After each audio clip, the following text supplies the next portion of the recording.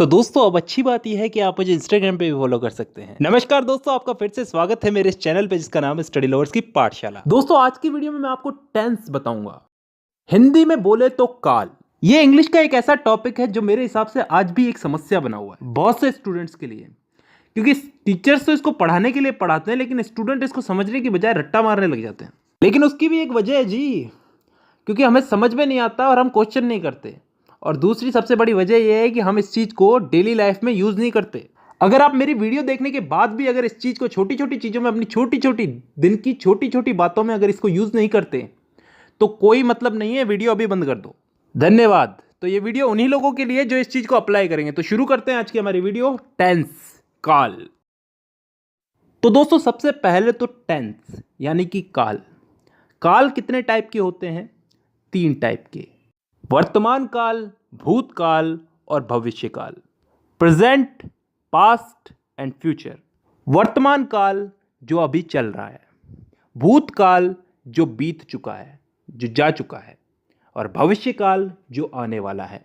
इन 3 कालों के अलावा भी कोई काल होता है क्या? नहीं होता ना। तो चलो आगे।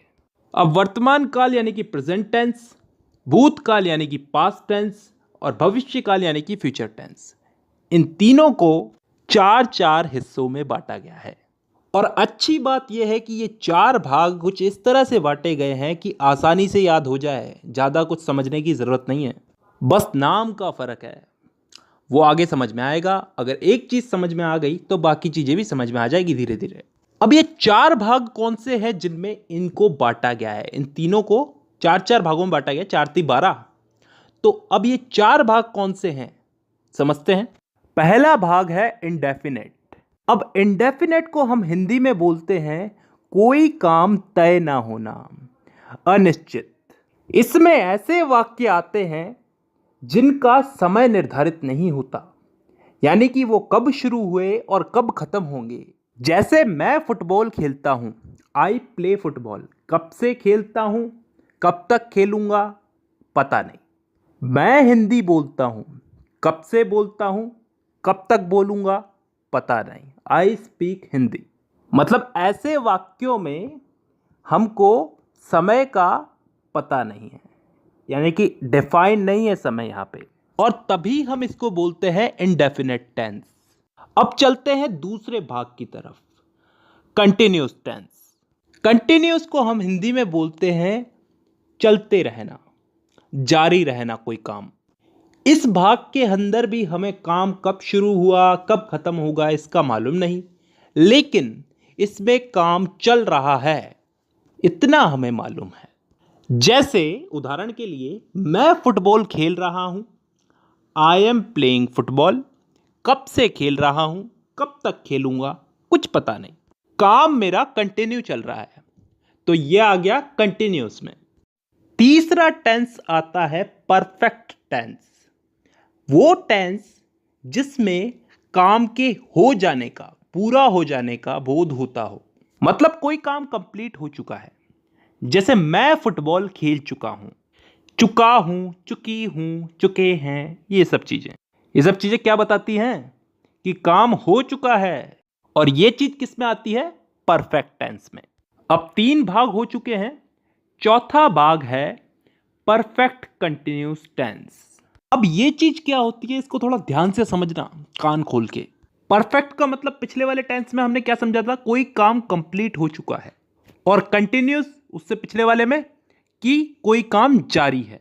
तो परफेक्ट कंटिन्यूस टेंस में क्या आता है? कोई काम हो भी चुका है और फिलहाल जारी भी है। ढंग से बोलूं तो कोई काम किसी समय से प्रारंभ होकर प्रतिदिन अंशतः पूर्ण होकर आने वाले समय में भी जारी रहेगा। समझ में नहीं आया ना? नहीं आएगा, उदाहरण से आएगा। मैं सुबह से फुटबॉल खेल रहा हूं।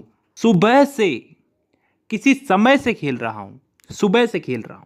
कंटिन्यू है, अभी भी खेल रहा हूं, और फिलहाल अभी खेल रहा हूं तो आगे भी खेलूंगा। इस चीज का बोध हो रहा है हमको। एक और उदाहरण ले लो इसमें। मैं पिछले 5 सालों से हिंदी बोल रहा हूं। पिछले 5 सालों से हिंदी बोल रहा हूं, अभी भी बोल रहा हूं और आगे भी बोलूंगा।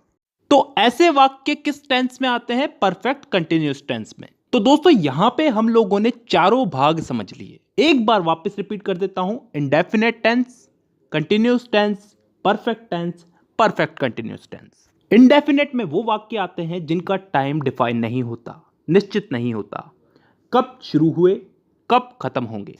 कंटिन्यूअस टेंस में वो वाक्य आते हैं जिनमें काम चल रहा है, जारी है, कंटिन्यू है।